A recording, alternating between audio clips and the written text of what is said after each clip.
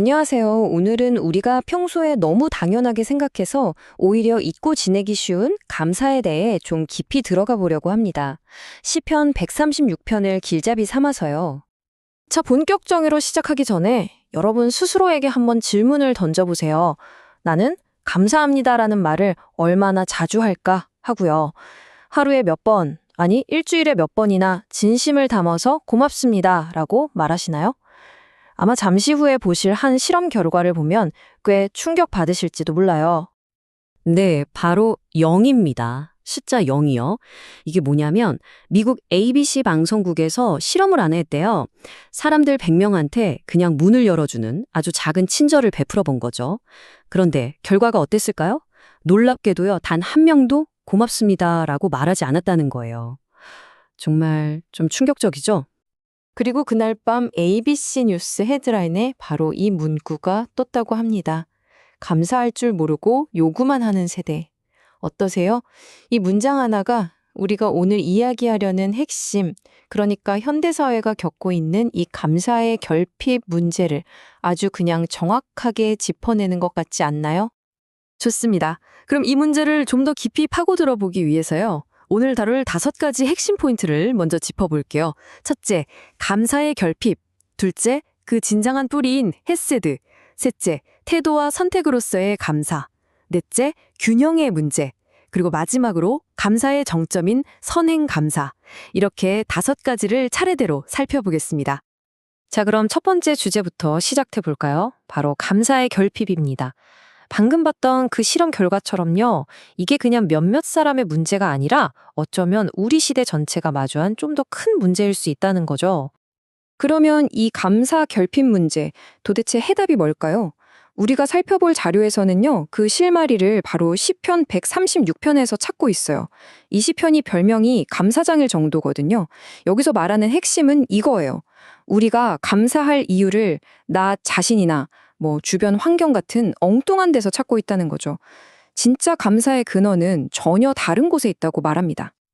근데 그럼 그 전혀 다른 곳이 어디일까요? 감사의 진짜 뿌리는 과연 뭘까요?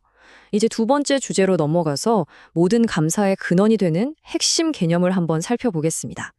그건 바로 헤세드라는 단어입니다. 이게 뭐냐면요, 감사는 우리가 억지로 만들어내는 감정이 아니라는 거예요. 오히려 신적인 속성, 바로 이 헤세드에서 열리는 열매 같은 거라는 거죠. 그러니까 진짜 감사는 전부 여기서부터 시작된다, 이겁니다. 이 헤세드라는 단어가 얼마나 깊은 의미를 가졌는지 한번 보세요. 인애, 자비, 긍휼, 은혜, 사랑. 와, 우리말 한 단어로는 도저히 다 표현이 안 될 만큼 정말 풍부한 개념이죠. 바로 이게 감사가 마르지 않는 샘의 원천이 되는 이유입니다. 자, 이렇게 깊은 의미를 가진 헤세드가 그럼 우리 실제 삶과는 무슨 상관이 있을까요? 세 번째 주제에서는요, 이 개념을 바탕으로 어떻게 감사가 결국 우리의 태도와 선택의 문제가 되는지 살펴보겠습니다. 여기 아주 재미있는 비유가 나와요. 바로 사계절 비유인데요. 한번 생각해 보세요. 똑같은 겨울을 보면서 어떤 사람은 아, 추워 하고 불평만 하죠. 그런데 다른 사람은 와, 눈 온다, 예쁘다 이렇게 말해요. 봄은 어때요? 황사 때문에 싫어 하는 사람이 있고 새 생명이 돋아나서 좋아하는 사람이 있죠. 결국 뭐겠어요? 감사는 상황이 아니라 그걸 어떻게 바라보느냐, 바로 우리 태도에 달렸다는 걸 아주 명확하게 보여주는 예시입니다. 그리고 성경 인물 다니엘의 이야기가 나옵니다. 다니엘은요, 자기를 죽이려고 만든 법이 선포된 걸 뻔히 알면서도 목숨이 경각에 달린 그 상황에서도요, 늘 하던 대로 창문을 열고 하나님께 감사를 드렸다고 해요. 이걸 보면 감사는 그냥 기분 좋을 때 느끼는 감정이 아니라 정말 어려운 상황 속에서도 결단하고 해내는 의지적인 선택이라는 걸 알 수 있죠. 정말 대단하지 않나요? 그럼 우리는 어떻게 그렇게 감사를 선택할 수 있을까요? 특히 힘들 때 말이에요. 여기 3가지 방법이 제시됩니다. 첫째, 과거에 받았던 은혜를 기억하는 거예요. 둘째, 지금 내 눈앞의 문제보다 더 크신 분께 집중하는 거죠. 그리고 셋째, 어떻게 될지 모르는 미래를 그분께 그냥 맡겨버리는 겁니다. 이건 결국 믿음의 행동이라는 뜻이죠. 네, 바로 이 지점이 중요해요.